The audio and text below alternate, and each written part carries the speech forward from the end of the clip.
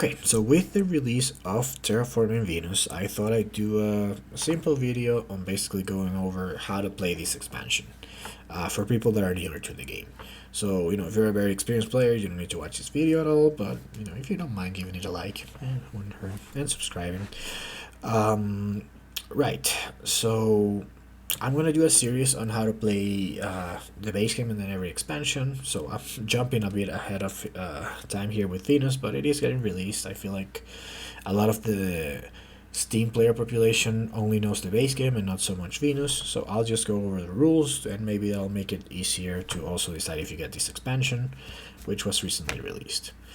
Okay, so the main thing in Venus is that it adds this Venus board, which also adds a parameter. Now it's a fourth global parameter. It counts the same as the other three with one big exception. It doesn't need to be finished to end the game. So it's an optional parameter, but raising it gives you a TR. It has things on the track too. And cards that affect global requirements like adaptation technology, special design, and the Inventrix Corporation also affect the Venus track. Again, there are two bonus steps on 8%, which is 4 steps you get a card. On 16%, which is 8 steps, you get a terraforming rating. And as always, there are cards that have minimum and maximum requirements. The highest is at 18%. Now, as you can see, there are also 4 city areas in this board that are floating around Venus or Mercury or the Moon. Now, these cities don't really interact a lot. They only interact with cards like they do things for our cities in play. They don't count on cards that say all cities in Mars because they're floating. And these are usual point cards. There's 4 of them. Stratopolis, really the really bad one, and then Luna Metropolis and Dawn City, which are decent, and Maxwell Base, which is great. Okay, so there are a lot of new cards in this expansion, and 5 new corporations. Now there is a highlight draft variant, and let me show you how that works. So I thought I would show the highlight draft on the Steam application since it's there. And the way it works is you can choose to highlight one. So there are 3 groups of corporations, right? Base Game, Prelude, and Venus. And you can basically just, because you get 2, just get them from different piles. So in a standard draw, you just shuffle all the corporations together and deal 2 to each player. If you do a highlight draw, you can do like a Venus pile. So here I'm highlighting the Venus pile, and then the Prelude and Base Corporations pile would be the other one. And so you'll get one of the Venus Corps, one of those 5, and one of the 17 Prelude plus Base Game Corps. If you choose both, then you get Venus and Prelude on one pile, and Base Game and Prelude and Base Game alone on the other pile, right? If you don't, for example, want to do any Prelude corporations, you can still do a highlight draw, and so you get 1 pile Base Game, 1 pile Venus. Same thing the other way around. This would do 1 pile Base Game, 1 pile Prelude. So really those are all it gives you flexibility to basically do all the combinations in piles as long as you don't exclude the base game.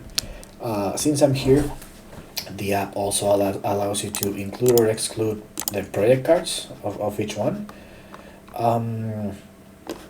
Even if you don't include Prelude, you can include Prelude project cards. If you don't include Venus, you can include Venus cards, right? Because it wouldn't make sense. But yeah, that's it for the highlight draw, so let's keep going. Okay, the expansion also adds a new resource called floaters, and floaters work the same as microbes and animals. In the base game, you just put them on cards, and they do different things. Floaters are actually a lot more versatile than microbes and animals. Animals usually only get you points. Microbes can do all of other things, but floaters do a little bit of everything, and they work the same as those. Then there's something called a wild resource, and you can see this, for example, in Manutech.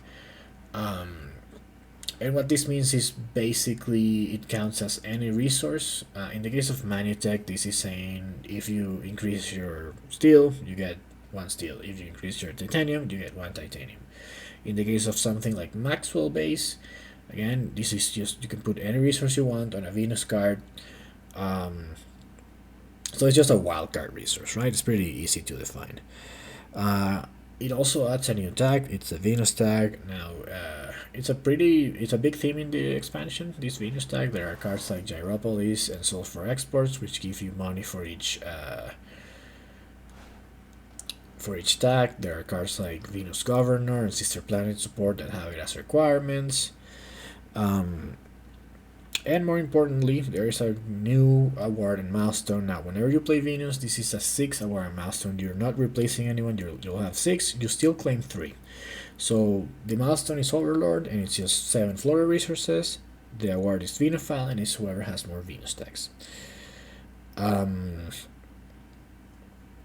Finally, the last thing to mention is that they added a new step after the production phase. It's called the solar phase.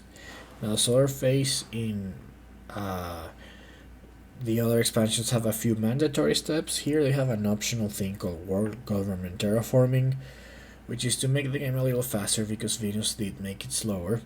And what it does is whoever was the first player in that turn can choose to increase any parameter.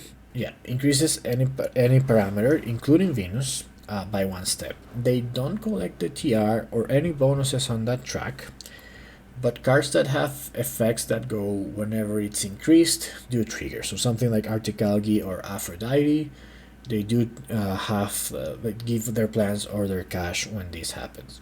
This is optional, and honestly, I don't recommend it. I don't like how it works, and I never want to make this game faster because I enjoy it too much. So yeah, it's something optional, and it's interesting, and it's an option to make it shorter. I just don't recommend it. So that's it. I have those are all the rules for Venus. It's a pretty simple expansion. It's a bit detached. If you want my thoughts on how good the expansions are, watch that video up there. But yeah, that's all I have for today. Let me know what you think, and see you next time.